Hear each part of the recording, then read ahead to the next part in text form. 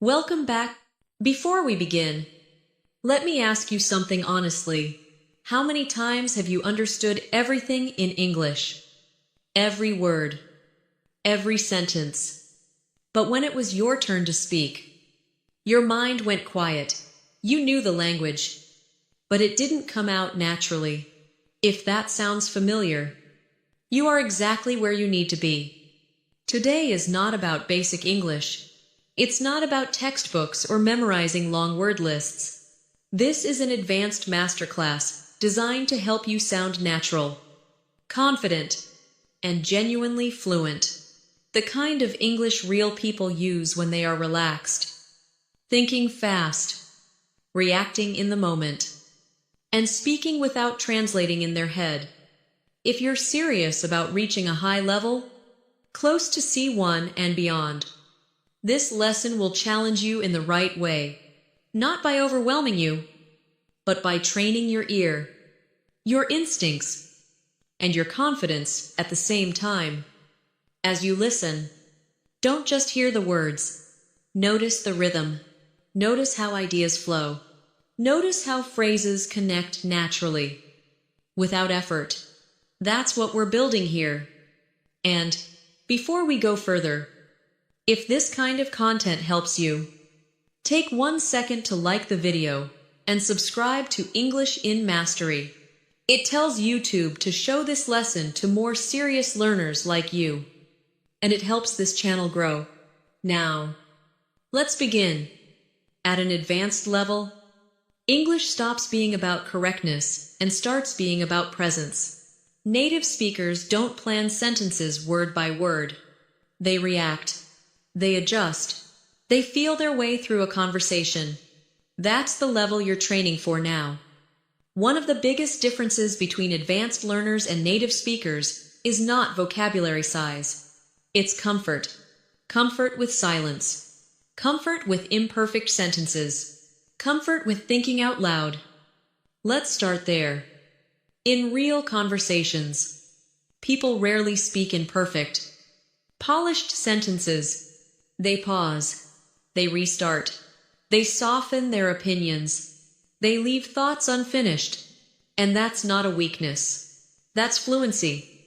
For example, instead of saying, "I disagree with your opinion because I believe it is incorrect," a native speaker might say, "I don't know.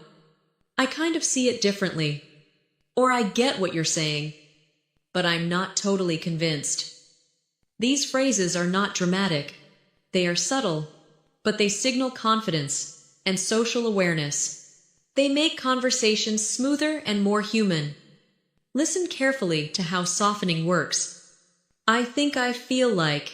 It seems to me. From my experience, I could be wrong. But..." These expressions don't weaken your message. They make it more natural. Advanced English is rarely aggressive. It's flexible. Now let's talk about listening at a higher level. At C1 and above, listening is not just understanding words.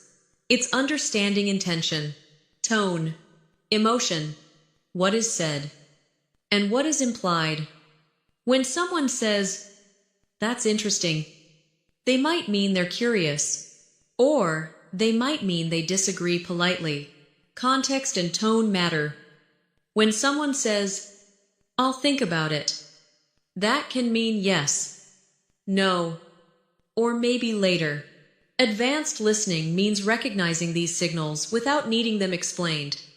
So, as you listen in this lesson, ask yourself, what is the speaker really doing here? Are they agreeing, hesitating, changing the subject, or inviting more discussion? This awareness is what separates fluent speakers from textbook speakers. Now let's move into vocabulary, but not the way you expect. Advanced vocabulary is not about rare or impressive words. It's about precise, everyday phrases used at the right moment. Think about these expressions. To be honest, at the end of the day, it depends. I'm not sure that's the best way to look at it. That makes sense. I hadn't thought about it that way. None of these are difficult words, but together, they form the backbone of natural, intelligent conversation. When someone explains an idea and you respond with, "That makes sense," you are signaling understanding and engagement. When you say, "It depends," you are opening space for nuance. This is advanced communication. Now imagine this real-life situation. You're talking with a colleague about working from home. They say, "I think remote work is less productive." Instead of reacting emotionally or staying silent, you say, "I see why you'd say that. But in my experience, it really depends on the person." That one sentence shows listening, balance, and confidence. This is the level we're aiming for. Let's slow down and focus on flow. Native speakers often connect ideas using simple, flexible phrases. Having said that, at the same time, on the other hand, that being said, still, these phrases help you move between thoughts smoothly. They prevent your speech from sounding abrupt or disconnected. For example, "I enjoy working alone." That being said, "I do miss the energy of a team sometimes." Notice how natural that sounds. No complex grammar, just clear structure and rhythm. Now let's address something many advanced learners struggle with: sounding too formal. You might have learned English through academic materials, which means your English is correct but stiff. Real conversations are lighter. Instead of "I am extremely tired due to excessive workload," a native speaker would say, "I'm exhausted. It's been a long week." Shorter, more human, more real. Advanced fluency often means simplifying, not complicating. Let's do a quick mindset reset. You are not trying to impress anyone with English. You are trying to connect. When you focus on connection, your language naturally becomes more fluent. Now, let's talk about thinking while speaking. Native speakers often think out loud. You'll hear phrases like, "Let me put it this way. What I'm trying to say is, how do I explain this?" These are not mistakes. They are tools. They give you time. They keep the conversation alive while your brain organizes ideas. You should use them too. If you forget a word, don't stop. Rephrase. Describe. Keep moving. Fluency is motion. Now imagine you're in a conversation and someone asks for your opinion unexpectedly. You don't need a perfect answer. You can say, "That's a good question. I haven't really thought about it before." But that sentence alone buys you time and sounds completely natural. This is advanced control of conversation, not just language. Before we continue, take a moment and reflect. As you listen, do you feel the tone, the calm confidence? This is the energy you want to absorb. In the next section, we'll go deeper into native listening patterns, how people actually react in real conversations, and how you can train your ear to catch meaning beyond words. Stay focused. Don't multitask. Let this English wash over you naturally. We're just getting started. As your listening skills grow, you begin to notice something important. Native speakers don't always respond with full answers. Very often, they react with short signals that keep the conversation moving. These signals are everywhere in real English, and mastering them will dramatically improve how natural you sound. Listen to phrases like, "Right, exactly, fair enough, I see, yeah, I get that." These responses may seem small, but they do important work. They show attention. They show understanding. They invite the other person to continue. Advanced speakers use them instinctively, without thinking. Now imagine someone is explaining a problem at work. You don't interrupt with a long sentence. You nod and say, Right. Or, that makes sense. This tells them you're engaged. This is conversational intelligence. At higher levels, English is as much about timing as it is about language.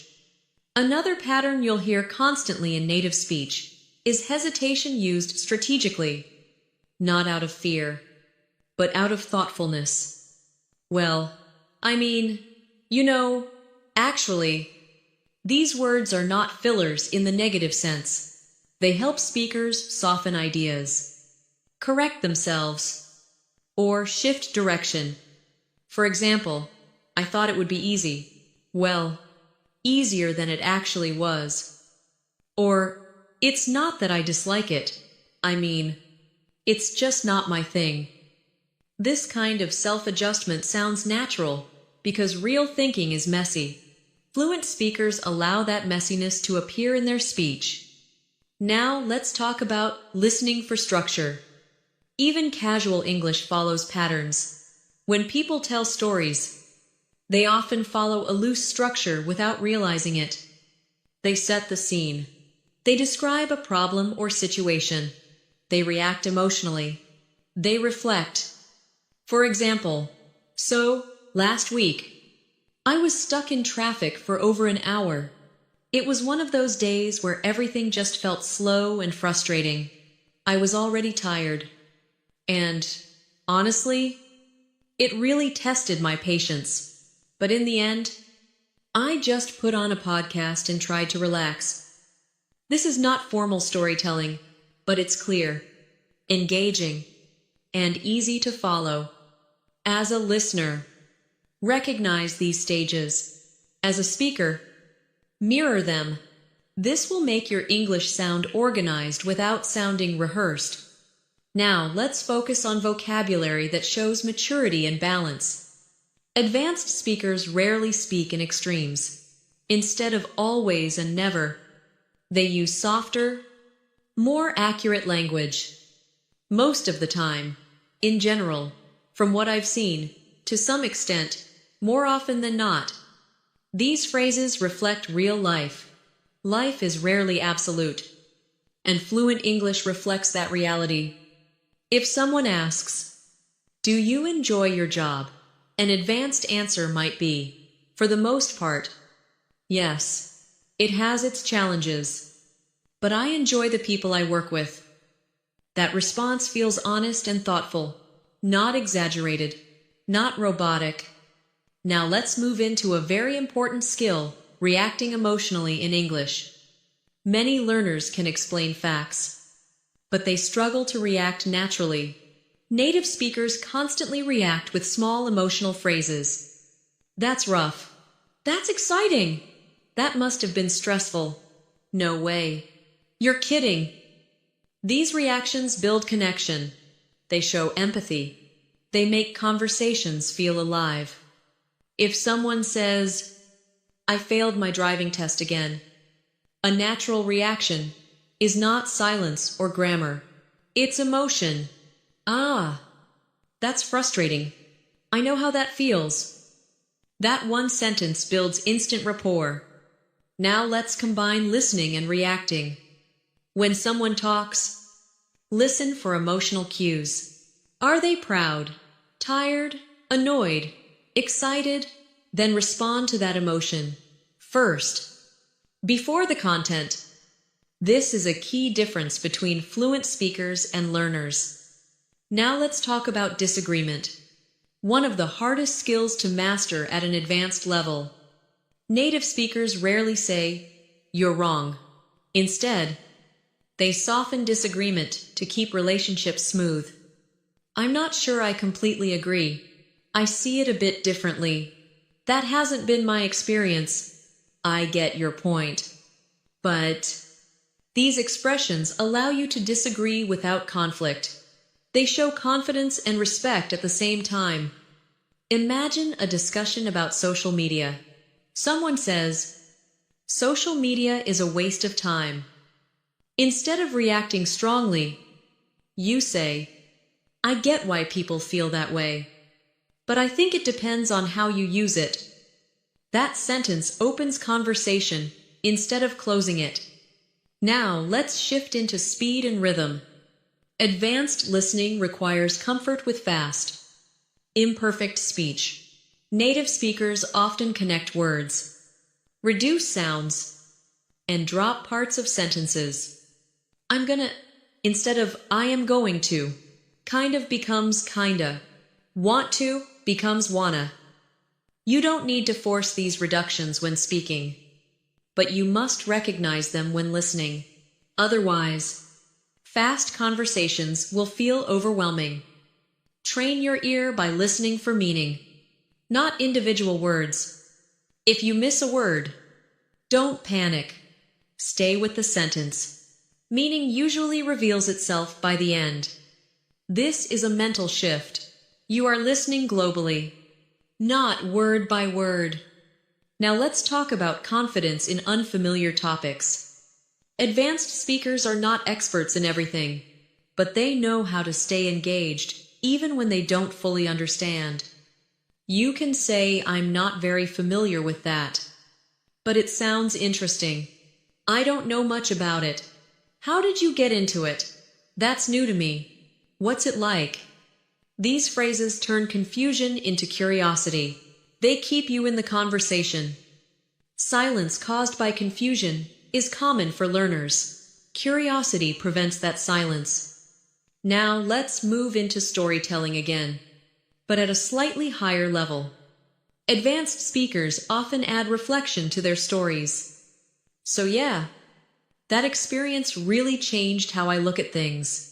Looking back, I probably learned more than I expected. At the time, it didn't seem important, but now I see it differently. These reflections show depth. They make your English sound thoughtful and mature. Practice adding one reflective sentence to your stories. It transforms simple experiences into meaningful communication. Now, pay attention to how native speakers end thoughts. They often trail off naturally. And yeah, that was pretty much it. So, lesson learned. Anyway, it worked out in the end. These endings feel relaxed. They signal completion without sounding formal. Now let's talk briefly about energy.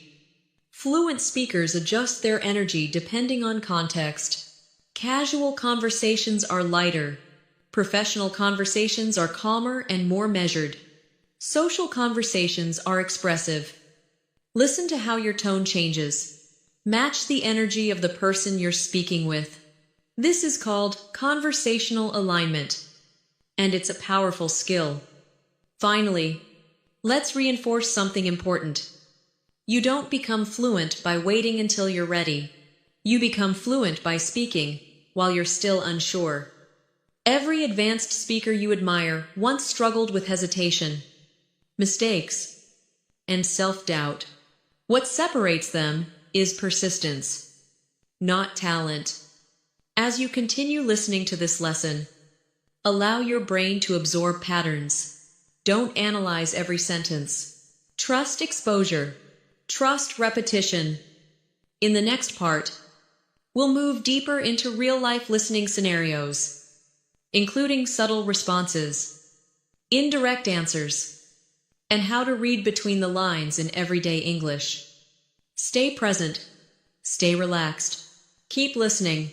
Now let's go deeper into something that truly defines advanced English indirect communication.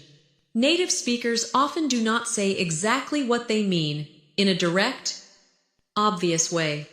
Instead, they imply, soften, or hint. If you can understand this level of meaning, your listening ability will move much closer to C2. Let's start with indirect answers. Imagine you ask someone, "Did you like the presentation?" They reply, "Well, it was definitely interesting." That response may sound positive, but it's actually neutral. It could even be slightly negative. If they truly loved it, they might say, "I really enjoyed it," or "It was great." Indirect language allows people to stay polite while expressing uncertainty or mild disagreement. Here are more examples you'll hear all the time. It's not exactly what I expected. That's one way of looking at it. I wouldn't go that far. I'm not sure it worked as well as planned. None of these are aggressive, but they clearly signal hesitation or doubt.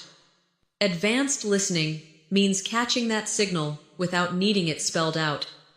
Now let's talk about polite avoidance.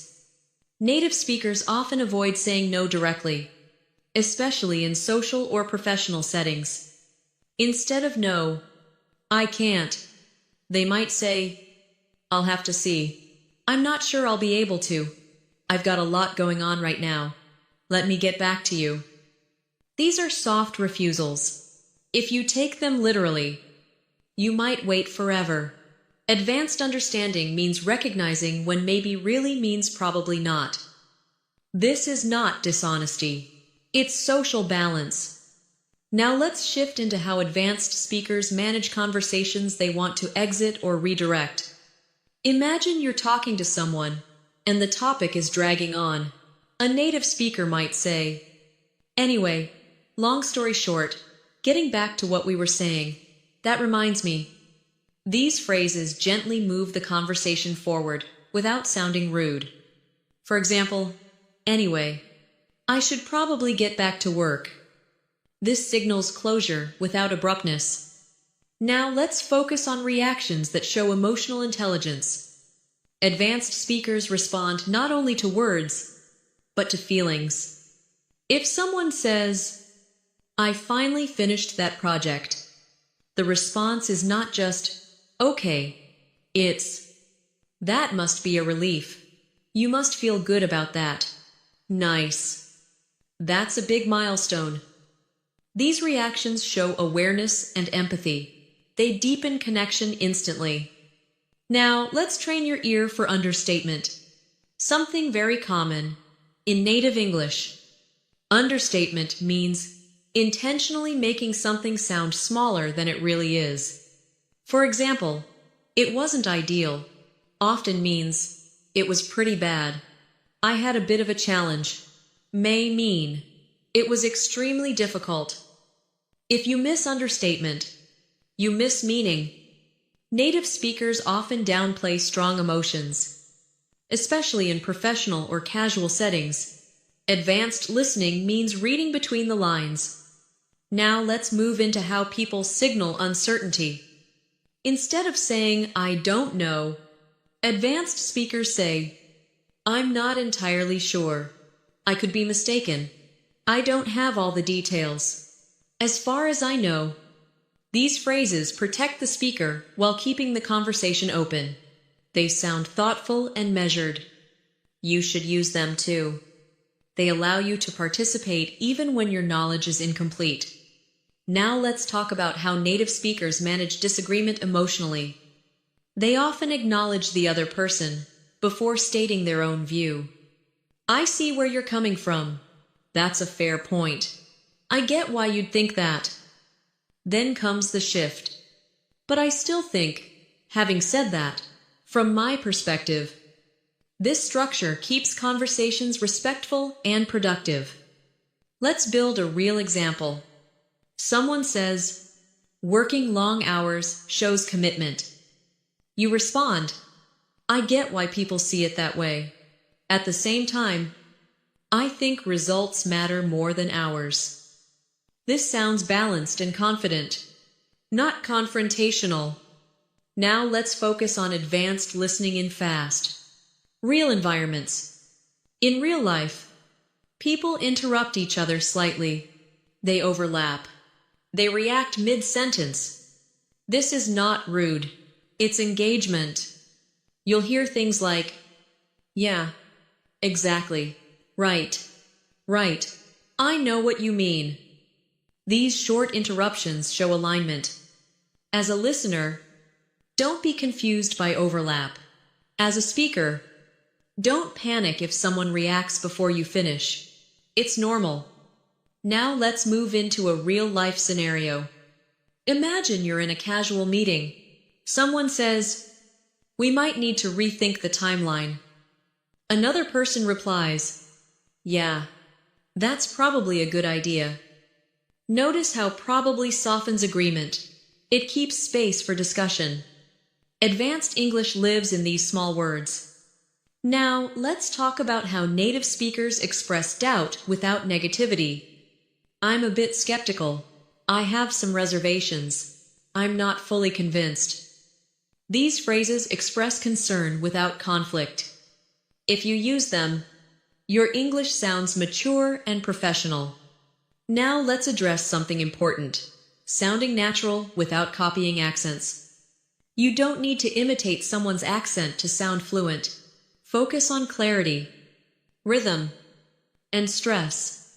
Native speakers stress important words and reduce unimportant ones. Listen to this sentence. I didn't really expect it to turn out like that.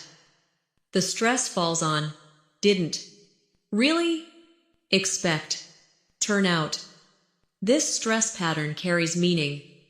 As you listen, notice stress more than pronunciation. Now let's talk about silence again, but at a higher level. Advanced speakers are comfortable pausing before answering serious questions. A pause shows thoughtfulness. You might hear, "That's a tough one. Let me think about that for a second." These phrases give you space. Use them. Silence is not failure. Silence is control. Now let's move into how people naturally summarize. Instead of repeating everything, native speakers say, "So basically," in short, at the end of the day. These phrases signal conclusion and clarity. They're powerful tools for structuring speech. Now, take a breath. Notice how all of this English feels calm, measured, and human. There's no rush, no performance, just connection. In the next part, we'll move into longer, real-life listening moments. How people narrate experiences naturally, and how you can train yourself to respond without planning every sentence. Stay with it. Let your brain adapt. This is how advanced fluency is built. Now we're going to slow things down even more and focus on something that separates strong C1 speakers from truly advanced ones: responding without rehearsing. This is where English starts to feel automatic, not forced. In real conversations, native speakers rarely plan their responses in advance. They listen, react, adjust, and keep moving. Their responses are shaped by the moment, not by memorized structures. Let's talk about reactive language. Reactive language is what you say immediately after someone speaks. It's not a full answer. It's the bridge between listening and responding. You'll hear phrases like, "Yeah, I know what you mean. That's true. I hadn't thought of it like that. That's interesting." These reactions buy you time and show engagement. They also make conversations feel fluid instead of stiff. For example, someone says, "I've been thinking about changing careers." You don't jump straight into advice. You react first. "Yeah, that's a big decision." That reaction alone shows empathy and awareness. Then you continue. "What made you start thinking about it?" This two-step response is very natural. Reaction first, content second. Now let's talk about pacing your answers. Advanced speakers don't rush to fill silence. They allow a short pause before responding, especially when the topic is personal or complex. A pause followed by, "Yeah, I think for me," sounds far more natural than an instant, perfectly structured reply. Silence here is part of the language. Now let's move into how native speakers handle uncertainty in the middle of speaking. They don't stop. They adjust. You'll hear things like, "It was sort of stressful, but also kind of exciting. I don't know how to explain it exactly. But it wasn't bad. Just different." These phrases show thinking in real time. They signal honesty, not weakness. As an advanced learner, you should allow yourself to sound like this. Polished speech is not always natural speech.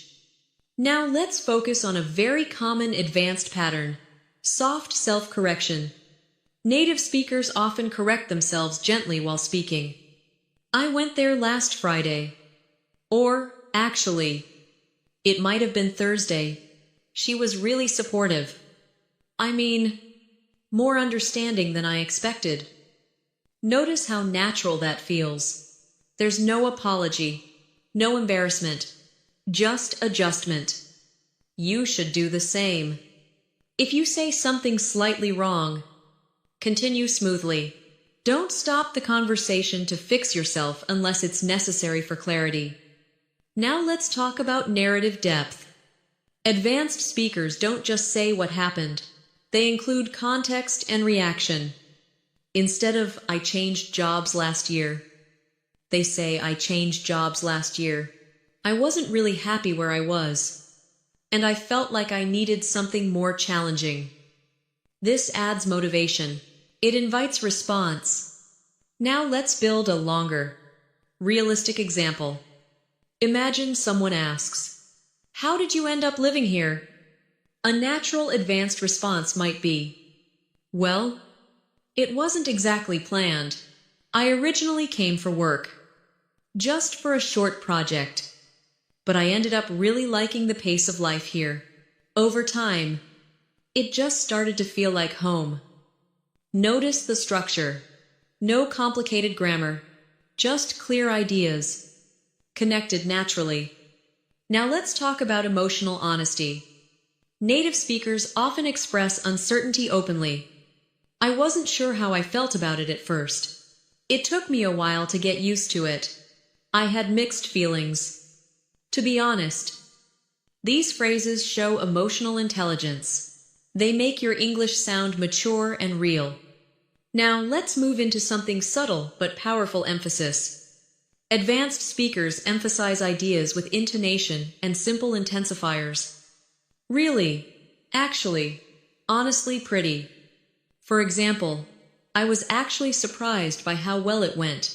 It was pretty challenging at first." These words are small, but they add color and authenticity.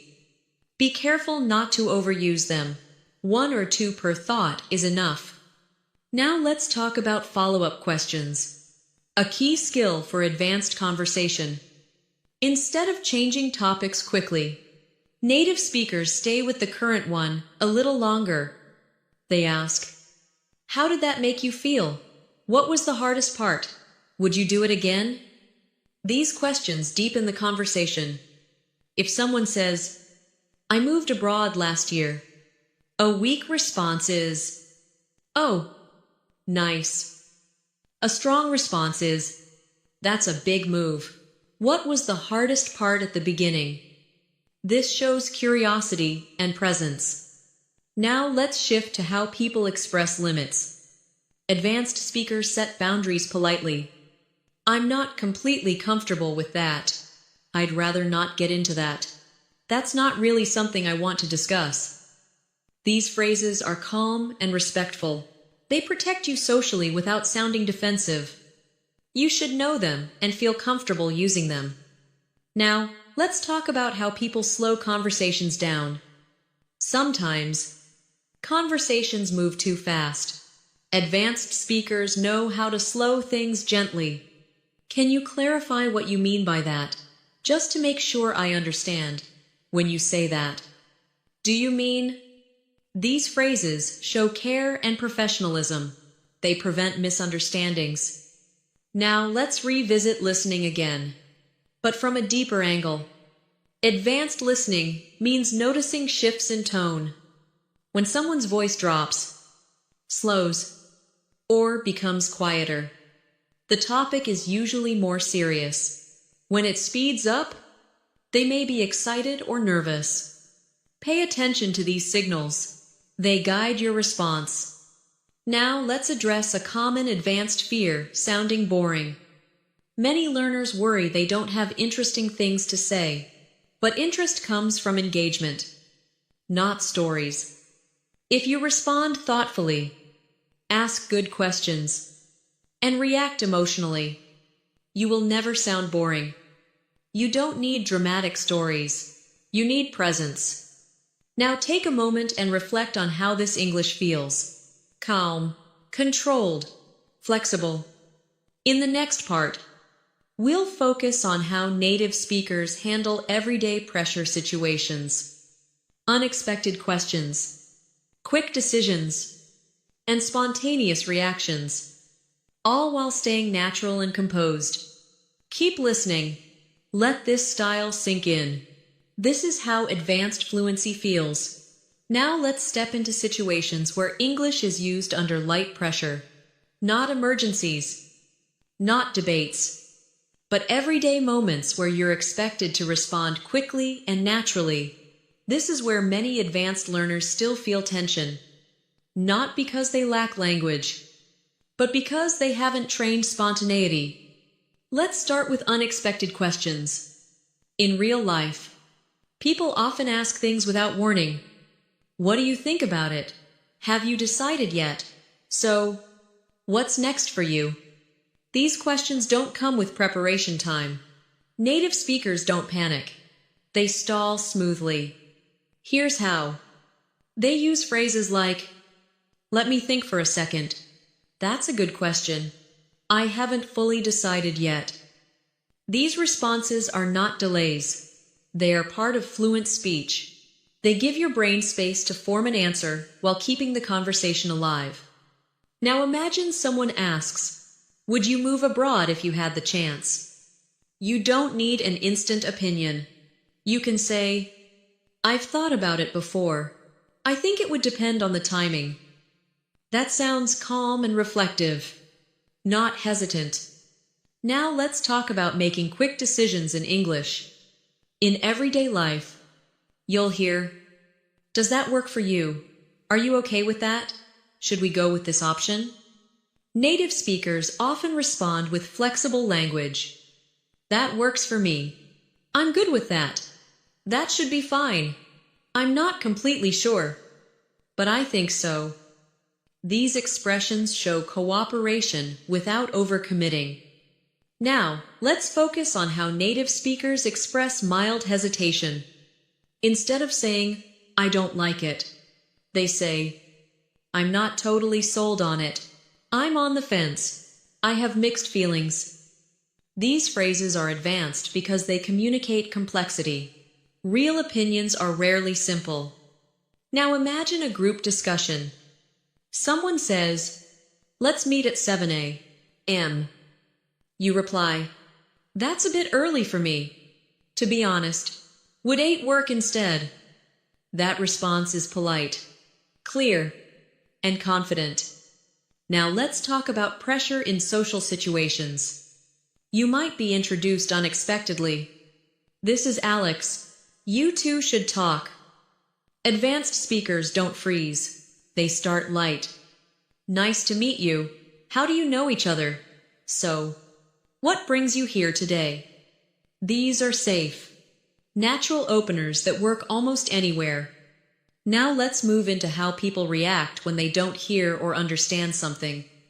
Instead of, what native speakers say, "Sorry, could you say that again? I didn't quite catch that. Can you repeat the last part?" These phrases are polite and confident. They show care for clarity. Never pretend you understand when you don't. That creates more pressure later. Now let's address quick emotional reactions. Real conversations are full of small surprises. "I got the job." "They canceled the event." "We're moving next month." Native speakers react instantly with emotion. "That's great news." "Oh, wow. That's unexpected." "That's a big change." You don't need a long response. Emotion comes first, content later. Now let's talk about handling awkward moments. Awkwardness happens to everyone. Advanced speakers don't try to erase it. They acknowledge it lightly. "Well, that was awkward." "Okay. That came out wrong. Let me rephrase that." These phrases reduce tension instantly. They show self-awareness. Now imagine you say something and realize it might sound rude. You can soften it immediately. I didn't mean it like that. What I meant was. This skill is powerful and very human. Now let's move into managing conversations in groups. In group discussions, advanced speakers know how to enter without interrupting aggressively. They wait for a pause and say, "Can I add something just to build on that? I'd like to jump in here." These phrases are polite and professional. They also know how to exit gracefully. "I'll let you finish. I'll leave it there." Now let's talk about tone under pressure. When people feel rushed, their voice rises. Advanced speakers slow down instead. They lower their voice slightly. They speak with intention. This calm tone signals confidence, even when decisions matter. Now let's address something subtle reacting when you're unsure. Instead of freezing, native speakers stay honest. "I'm not entirely sure yet. I need a bit more time to think about it. I don't have a strong opinion either way." These responses are acceptable. You don't need certainty to sound fluent. Now let's focus on real-life professional English. In meetings, people often say, "Let's circle back to that. Can we revisit this later? I think we're aligned." These phrases manage time and expectations. They're not fancy. They're functional. Now listen carefully. Advanced English is not fast. It's controlled. People who sound fluent are not rushing. They're choosing words that fit the moment. As you continue listening, notice how everything stays calm, even under pressure. In the next part, we'll focus on how native speakers handle everyday conversations that slowly become deeper, more personal, and more meaningful, without forcing intimacy or sounding unnatural. Stay with it. You're training instinct now, not memory. Now let's move into conversations that gradually become more personal. This is where advanced English becomes less about language and more about trust, boundaries, and emotional awareness. Native speakers are very skilled at letting conversations deepen naturally, without forcing anything. At first, conversations stay light. "What do you do? Where are you from? How long have you lived here?" These questions are safe, neutral, but over time, if the connection feels comfortable, the tone shifts. You'll start to hear questions like, "So, what made you choose that path? Was that an easy decision for you? How did that experience affect you?" These are not small talk questions anymore. They invite reflection. Advanced speakers recognize when it's appropriate to go deeper, and when it's not. That sensitivity is part of fluency. Now let's talk about how native speakers share personal information carefully. They often use soft openings.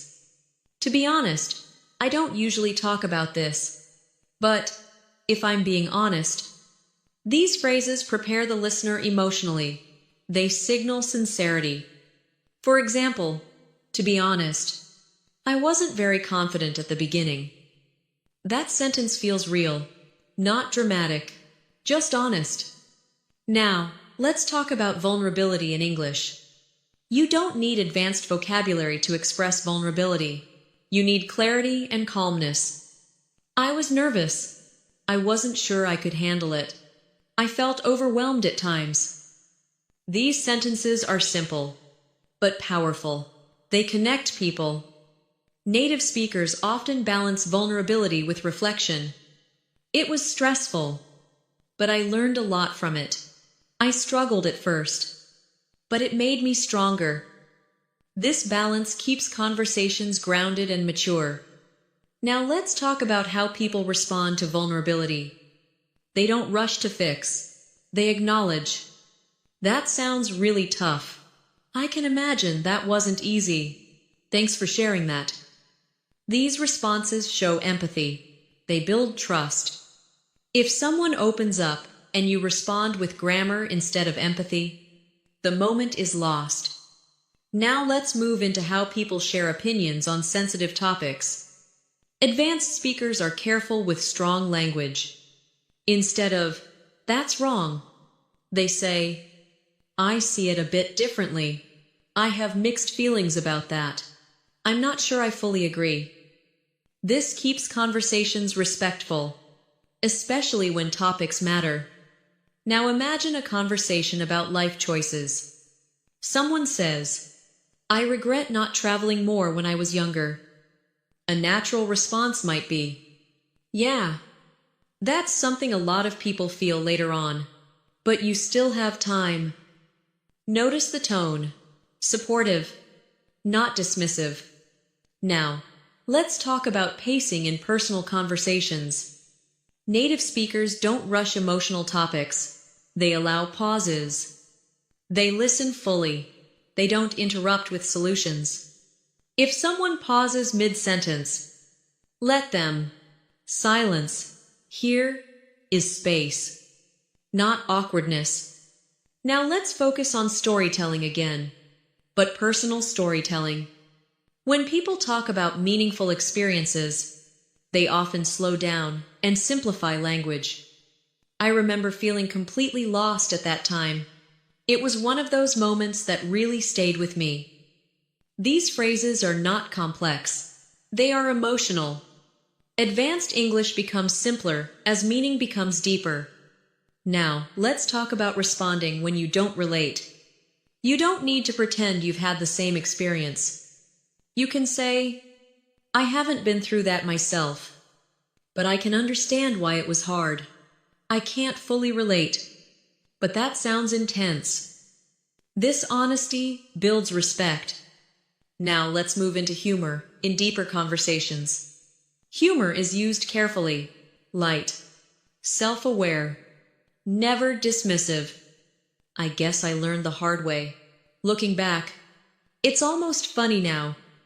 These lines soften serious moments without undermining them. Now let's address boundaries. Advanced speakers know how to protect their privacy politely. I'd rather not go into details. That's a bit personal for me.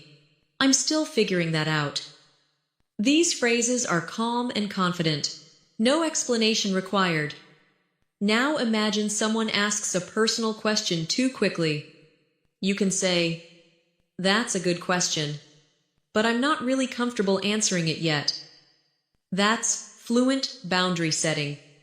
Now let's focus on how conversations naturally shift back to lighter topics. Native speakers often use transitions. Anyway, on a lighter note, changing the subject a bit. These phrases reset the emotional tone smoothly. For example, "Anyway, enough about work. Have you seen that new series everyone's talking about?" This feels natural, not abrupt. Now let's talk about emotional intelligence in listening. Advanced listeners notice when someone wants to talk more, and when they don't. Short answers, avoiding eye contact, changing posture. These are signals.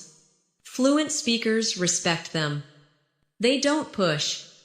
They respond with light comments or change topics. This awareness matters as much as vocabulary. Now pause for a moment. Notice how all of this English feels very human. There's no performance, no pressure, just connection. In the next part, we'll focus on how native speakers navigate everyday, professional, and social environments at the same time, switching tone smoothly and staying natural across different roles. Keep listening. You're training instinct, not rules. Now, let's focus on something that advanced speakers do, almost unconsciously, switching registers. This means adjusting the way you speak depending on where you are, who you're talking to, and what role you're playing, without sounding like a different person. In real life, English is not one fixed style. It's flexible. You don't speak to a close friend the same way you speak to a manager, But fluent speakers don't completely change their personality either. They simply adjust tone, word choice, and structure. Let's look at how this works naturally. In a casual setting, you might say, "Yeah, that works for me. I'm pretty flexible. Let's see how it goes." In a professional setting, the same ideas become, "That works on my end. I'm open to options. Let's take it step by step." Notice the difference. The meaning is the same. The tone is slightly more measured. Nothing dramatic. Nothing forced. Advanced fluency means you can do this without stopping to think. Now let's talk about workplace English that sounds natural, not corporate. Native speakers avoid sounding too formal unless the situation truly requires it. Even in professional environments, English is conversational. Instead of, "I would like to request clarification regarding this matter," they say, "Could you clarify that for me?" Or, "Just to make sure I understand." These phrases are polite, professional, and human. Now let's move into meetings. In meetings, advanced speakers signal agreement and alignment smoothly. "I agree with that. That makes sense to me. I'm on the same page." They also know how to gently express concern. "I have a small concern about the timeline. One thing we might want to consider." These phrases keep discussions productive without tension. Now imagine someone proposes an idea you're unsure about. You don't say no immediately. You say, "I see the value in that. I just wonder how it would work in practice." This shows respect and critical thinking at the same time. Now let's talk about everyday social professional overlap, like chatting with colleagues before or after work. These conversations often start light and move briefly into work topics, then back out again. For example, "Did you have a good weekend?" "Yeah, pretty relaxed. I finally caught up on sleep. How about you?" "Not bad. By the way, are we still meeting tomorrow?" Notice how smoothly the topic shifts. No announcement, no pause, just flow. Advanced speakers move between personal and professional topics like this all the time. Now let's focus on how native speakers manage small misunderstandings. Misunderstandings are normal. Fluent speakers don't dramatize them. They say, "Oh, I think there's been a misunderstanding. I might not have explained that clearly. Let me rephrase." These phrases reset the conversation calmly. Now let's talk about emails and spoken English briefly, because many learners confuse them. Spoken English is usually simpler and more direct than written English. In speech, native speakers say, "I'll send it over later today. Let's touch base tomorrow. I'll follow up on that." These are natural spoken phrases. They sound strange if you try to translate them literally. Now let's move into decision-making language. Advanced speakers rarely sound absolute. Instead of, "This is the best option," they say, "This seems like the best option for now." Instead of, "We must do this," they say, "I think this might be the right approach." This language leaves room for adjustment. That flexibility is a sign of experience. Now let's talk about confidence again, but in a quiet way. Advanced confidence is calm. It doesn't rush. It doesn't dominate. It sounds like, "I'm comfortable with that decision. I stand by that choice. I'm confident this will work." No extra explanation. No defensiveness. Now imagine you're asked to explain something you know well. Advanced speakers don't overload details. They start with the big picture. So, essentially, what's happening is, then they add detail only if needed. This makes their English clear and persuasive. Now let's focus on listening in mixed environments. In group settings, people may speak differently. Some are direct. Some are subtle. Some speak more, some less. Advanced listeners track the room, not just the words. They notice who wants to speak, who has finished, who is hesitant. They adjust accordingly. Now let's talk about ending professional conversations naturally. Native speakers don't end abruptly. They say, "Thanks for taking the time. This was really helpful. Let's keep in touch." These closings leave a positive impression. Now pause for a moment. Notice how this English feels grounded. Nothing flashy, nothing forced, just practical, adaptable communication. In the next part, we'll focus on how advanced speakers handle opinions, values, and abstract ideas in everyday English.